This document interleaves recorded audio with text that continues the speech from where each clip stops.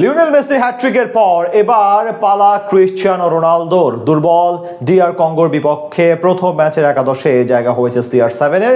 বিশ্বকাপ মিশন শুরুর লড়াইয়ে দলের সবচেয়ে বড় সুপারস্টারের উপরেই ভরসা করেছেন কোচ। মেসির হ্যাটট্রিকের দিনে তবে দুর্বল ডিআর কঙ্গোর বিপক্ষে কেমন করলো রোনালদোর পর্তুগাল, সেটা নিয়ে বিস্তারিত এই রিপোর্টে। শক্তির বিচারে দু দলের মধ্যে পার্থক্যতা বিশাল।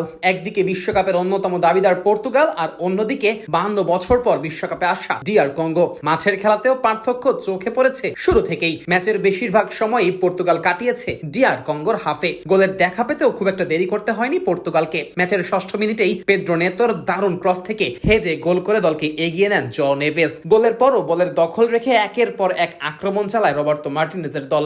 18তম মিনিটে নুনো মেন্দেসের শট ঠেকিয়ে দেন ডিআর কঙ্গোর গোলরক্ষক। ফিরতি বলে ব্রুনো ফার্নান্দেসের শটও লক্ষ্যভ্রষ্ট হলে গোল বঞ্চিত হয় পর্তুগাল। এদিকে কাউন্টার অ্যাটাকে সুযোগ তৈরি করেছে ডিআর কঙ্গো।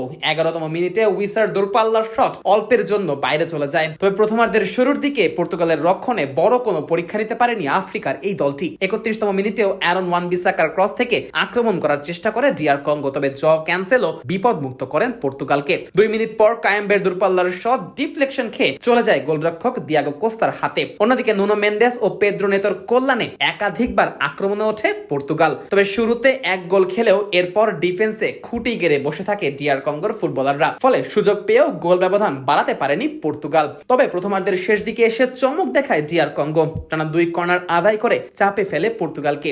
এরই মাঝে প্রথমার্ধ শেষ হবার ঠিক আগ মুহূর্তেই গোলের দেখা পেয়ে যায় আফ্রিকান এই দেশটি। মাসুয়াকুর ক্রস থেকে ফাঁকায় হেডের সুযোগ পান উইসা, আর দারুণ সেই হেডে বল জালে জড়ান এই ফুটবলার। ফলে প্রথমার্ধে শক্তিশালী পর্তুগালের বিপক্ষে 1-1 গোলের ড্র নিয়ে মাঠ ছাড়ে ডিআর কঙ্গো। দ্বিতীয়ার্ধের শুরু থেকেই গোলের জন্য মরিয়া হয়ে ওঠে পর্তুগাল। বিরতিতে ফ্রান্সিসকো কনসেইসাওকে নামিয়ে আক্রমণে গতি বাড়ানোর চেষ্টা করেন কোচ রবার্তো মার্টিনেজ। তবে 51তম মিনিটে দারুণ সুযোগ পায় ডিআর কঙ্গো। সেদ্রিক বাকাম্বুর কাছ থেকে আসা শট দুর্দান্ত রক্ষতায় ঠেকিয়ে দেন গোলরক্ষক দিয়াগো কস্তা। 2 মিনিট পর পাল্টা আক্রমণে ক্রিশ্চিয়ানো রোনালদোর পাস থেকে নুনো মেন্দেস সুযোগ তৈরি করলেও কঙ্গোর রক্ষণের সামনে বাধা পায়। 54তম মিনিটে গোলের দেখা পায় পর্তুগাল, তবে জোয়াও ক্যান্সেলোর অসাধারণ সেই ওভারহেড কিক জালে জড়ালেও অফসাইডের কারণে বাতিল হয়। এরপরও আক্রমণ অব্যাহত রাখে পর্তুগাল। তবু কিছুতেই যেন ডিআর কঙ্গোর ডিফেন্স ভাঙতে পারছিল না। প্রথমার্ধে কিছুটা নিষ্প্রভ থাকলেও দ্বিতীয়ার্ধে বক্সের ভেতরে এসেই খেলতে থাকেন রোনালদো। দুবার সুযোগও পান গোলের, তবে তার শট হয়ে যায় লক্ষ্যভ্রষ্ট।